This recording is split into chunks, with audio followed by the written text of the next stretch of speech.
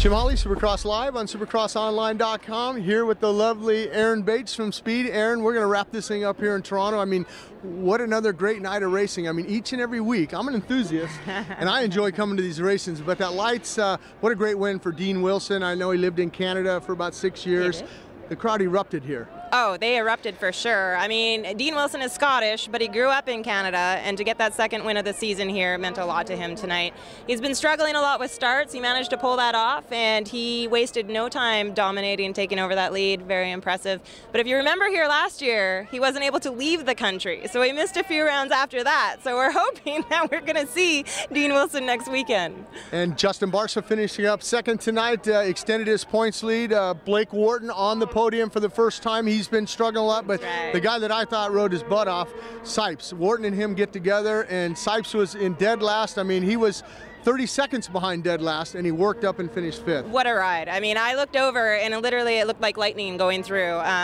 Going from dead last, making his way all the way up to fifth place, having the run-in the heat race, struggling to get the exhaust system back together in time to come out for the main event.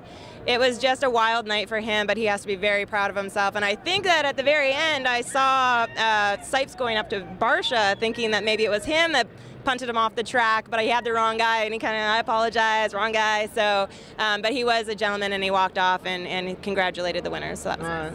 Let's transition over to that Supercross class. Finally, the defending champion, Ryan Dungey, gets his first here in Toronto, and he needed that. Absolutely. 12 rounds in, having that #1 title on your bike, it weighs heavy on your shoulders if you haven't had a victory.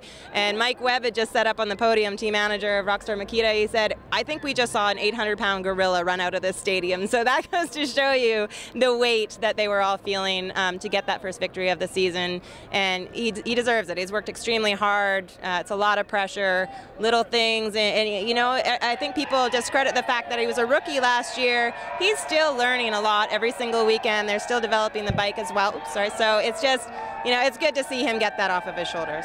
Another guy that rode well tonight and riding for a championship, Chad Reed, finishes up second again tonight. I talked to him earlier.